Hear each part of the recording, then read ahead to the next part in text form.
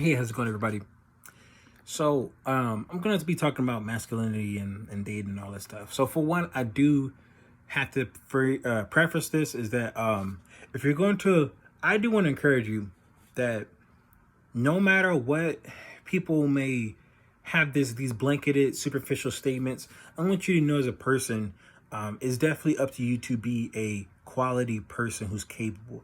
And by that I do mean please work on those character skills. They're very important. Hitting up the gym, being a good communicator,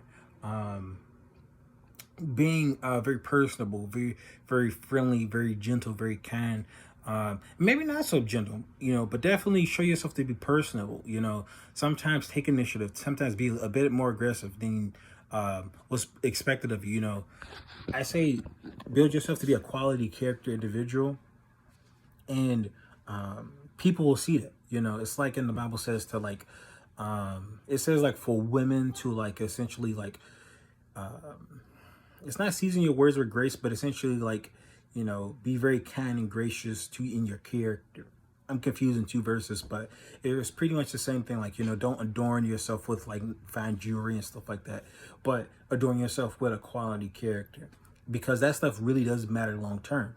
You can be a pretty hot chick and a baddie and all that stuff, but if you're pretty, you live your life on autopilot until you get less prettier. And I know people are gonna be like, "Oh my gosh, it's a big deal," but I'm like, it's really true. When your quality of character is very good, it lasts for the long term. When you're pretty, your prettiness only goes to us so far, and then you have to scramble to be a quality individual because your society never really taught you that was important to you. They just gave you things, and that's due to the halo effect. People they find prettier people more believable, or more moral, more righteous, to get a lot of passive privileges.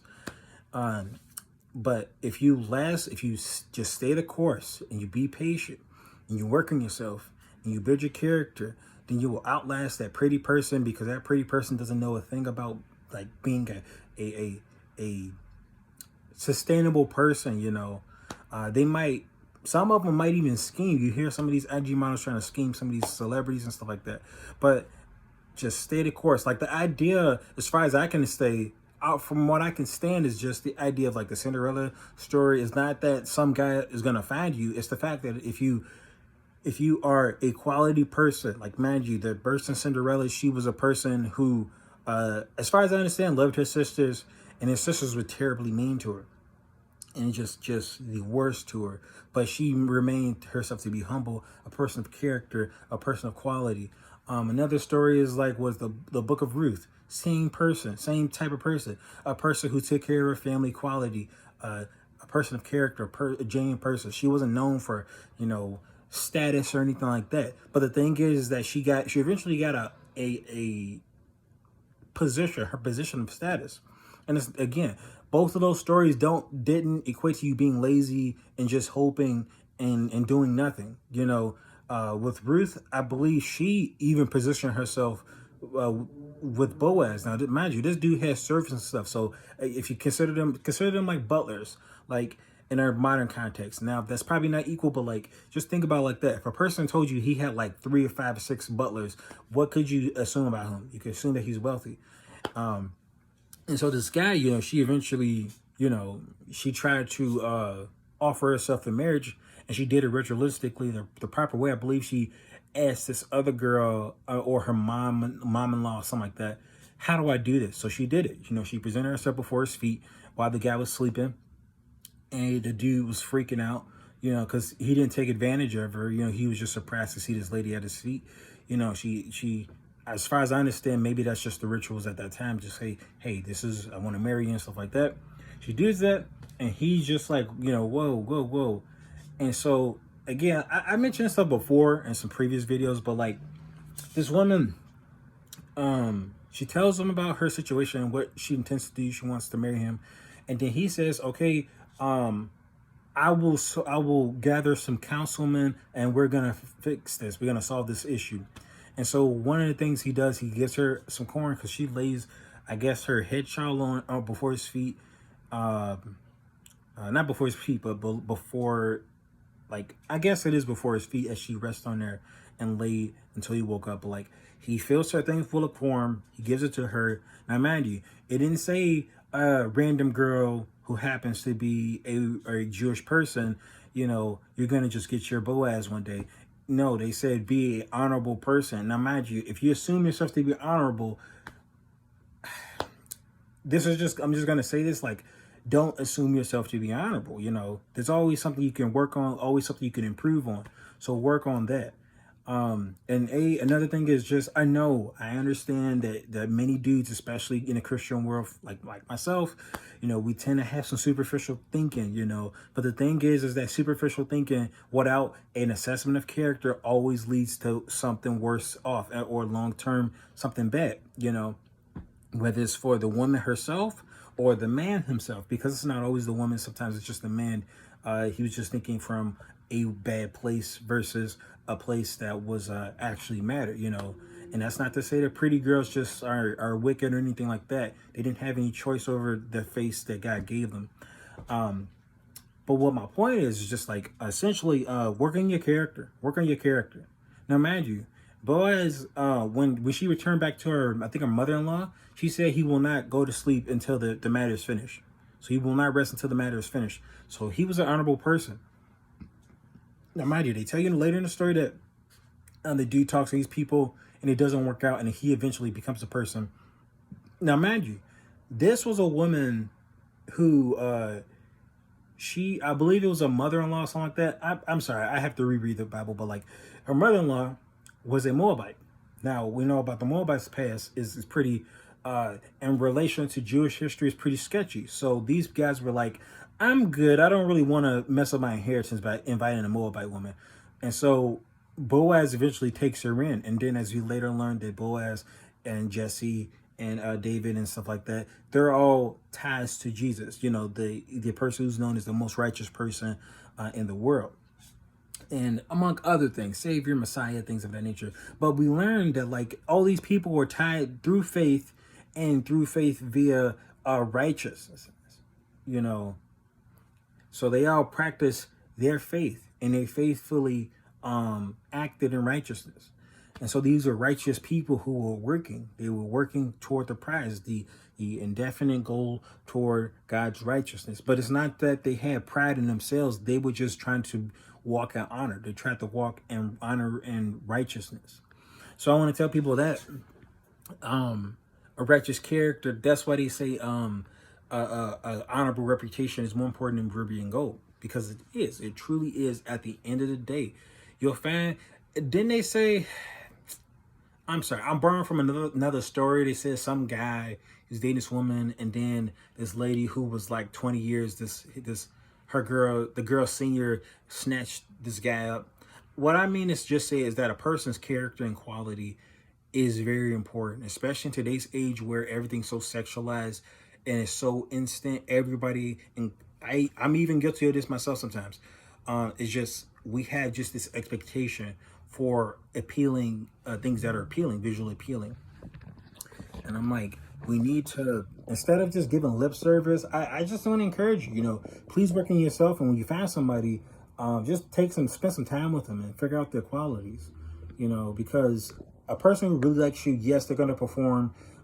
They're going to want you, so if you've been in a position where you've wanted somebody, you like somebody like that, you've gotten a lot of eyes on them. Sorry, I got a notification I'm distracted by. You've laser focused on them, and depending on your temperament, depending on if you're an introvert or extrovert. If you're an extrovert, you're going to you're already a social person, so you're going to just heap a little bit more attention on that person.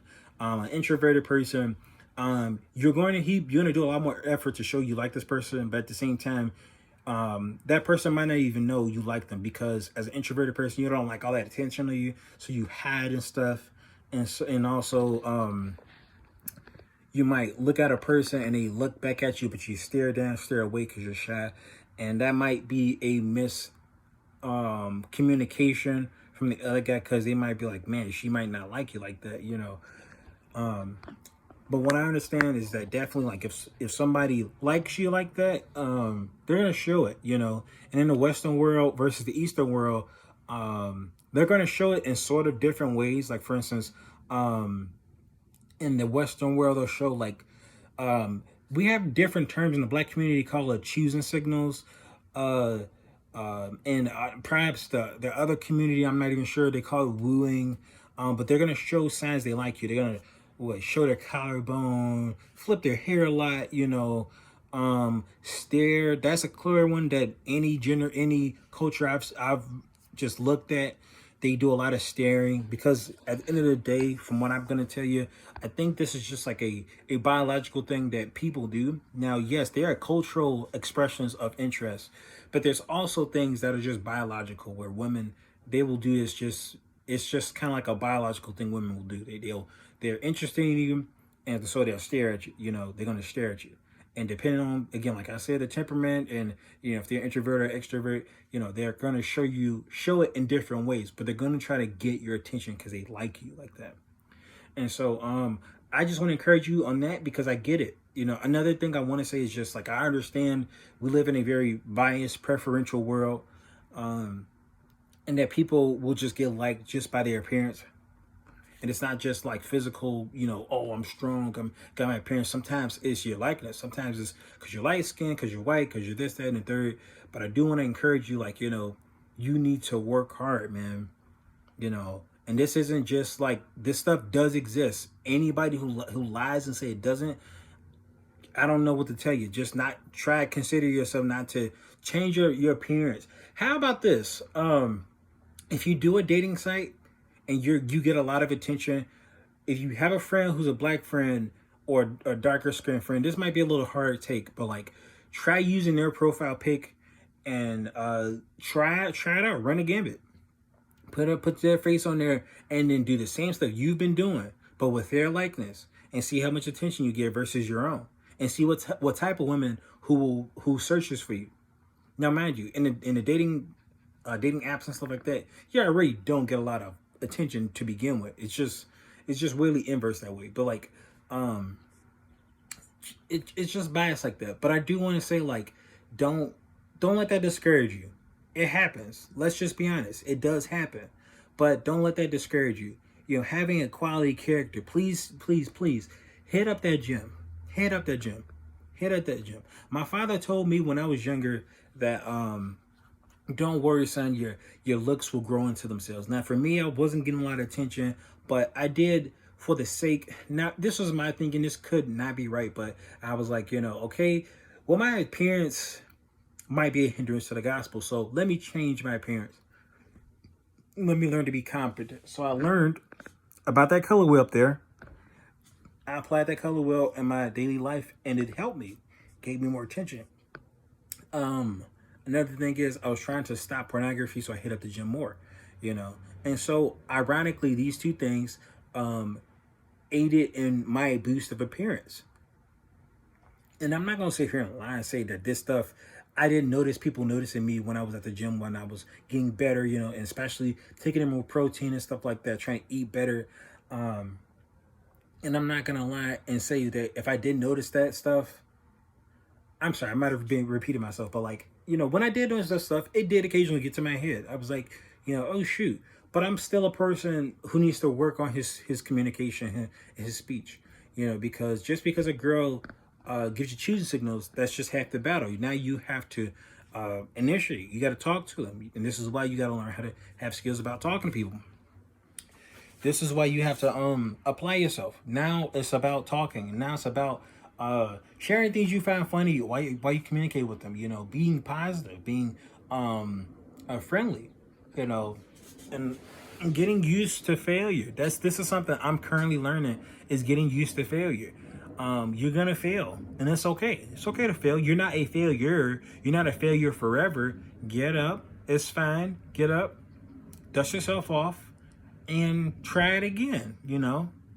And eventually, as many people will tell you who are successful at dating, it's gonna sting less. That rejection is gonna hurt less, you know. And that's what's gonna build you up to be a better person compared to the person who lives a life on easy mode.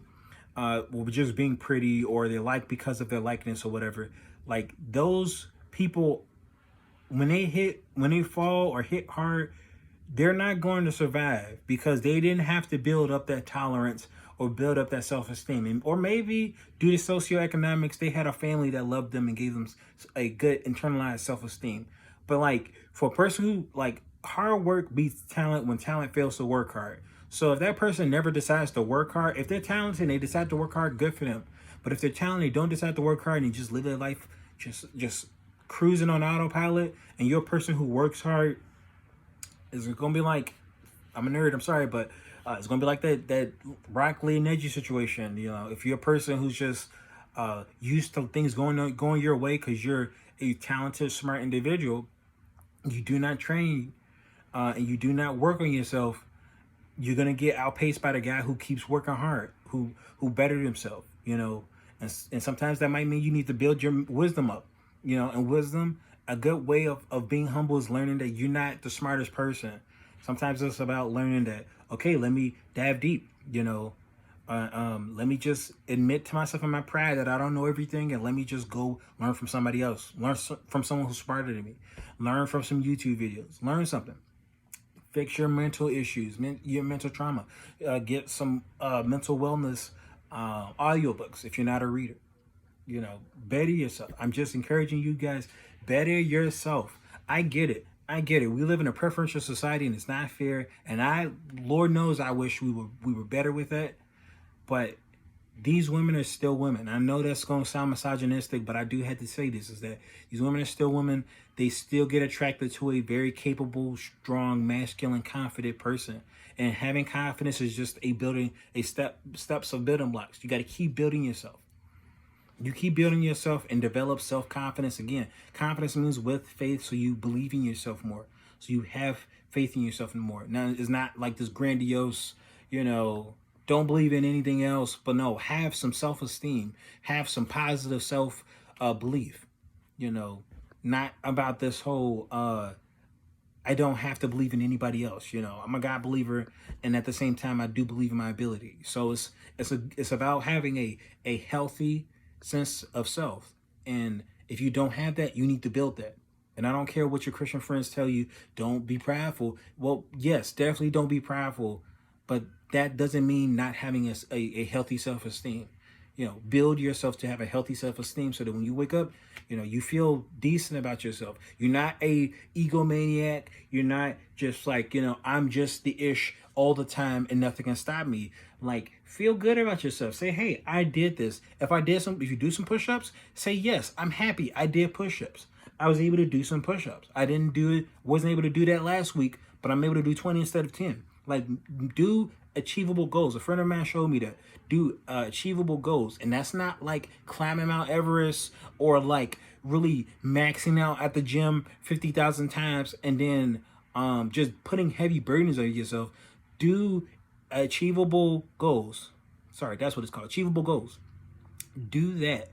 You got the benefit. You have to push yourself, but be reasonable about it. You know, and that's one thing I had to do because last time I was at the gym with a friend, I just could not handle his speed. So I learned from myself, and because that just discouraged me. I just couldn't keep up with his pace. But I can keep up with my own pace. So I want to encourage you guys, fulfill some actionable goals, some achievable goals, and keep building like a snowball. You know, take care of your debt. Try to maintain a healthy social life with some good friends, some good people around you. You know, be a positive influence and have some good positivity around you. If you got some negative folks, you know, check out some mental health videos from folks like Katie Morton or folks like Kirk Honda or Tracy Marks or I'm not even sure. Oh, Ted Grande's a good one. There's so many good. These are professionals. Let me just say that too. They're professionals. You know, even Richard Grannon, even though the guy he had a bachelor's in business and a minor in psychology, he's very charismatic and very good at his messages. He's terribly good at his messages. He's not necessarily a professional in that instance, but he's given out so much good tips to help you avoid narcissistic abuse. So I'm like, Just throw him in a bunch, even though he's not necessarily a professional in that instance of categorized as a therapist, but he's terribly he's very good at what he does. But yeah, just get these resources, y'all. Really, and build yourself up. I get it. The world ain't fair, and the world is not fair. I wish the world was fair myself. I am not gonna lie about that, because if I dwell on that too much, I'm gonna lose hope. So please, I'm just encouraging us. Please, please, please, push, push, push. Do your best out there. Stop. It's so easy to just say that, like, I just can't do it because of this reason. You know, limit that stuff. Limit that stuff. Maybe that stuff is true, but build what you can. You know, build what you can. There's a guy who got a book called Man with the Iron Lung. You know, he is or was in a terrible, tragic situation, being trapped in a machine to live, but he didn't let that stop him. He did not let that stop him. And so that's something that many of these people who live disadvantaged lives, they have a good support system, and they choose not to give up. And I get it. I'm not going to be those people who lie to you and say that life ain't fair. I mean, life is just perfectly fair across the board, and that you get what you get because you work for it. Sometimes that's not entirely the case, but don't let that stop. Don't let that keep you from doing things. Don't let that keep you from doing things, because it's so important for you to really push yourself and really do your best out there, because you can. You can. I was weak. I was small. I'm not saying I was frail, but I was. If people were impressed by my body now, they should have seen me 10 years ago. I was not looking like this, you know. So I'm just saying it took effort, you know, and perhaps a smidge of biology. I hate it when people take away from my work by saying it's just because I'm black.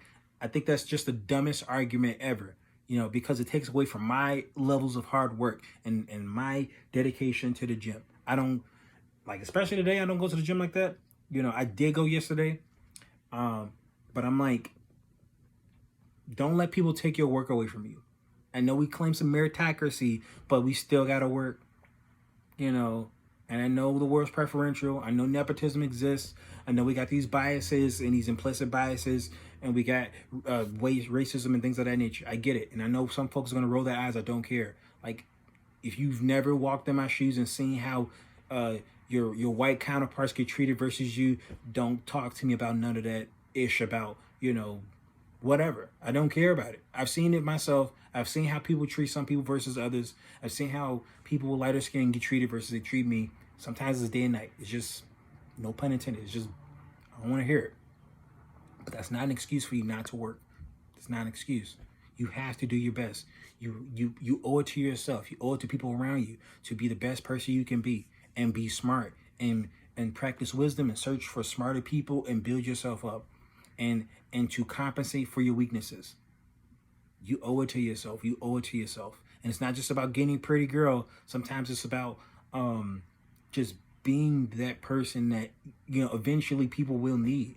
And it's not just that, but it is about building yourself up to be a quality, capable person and an impressive individual. And you gotta take the first step.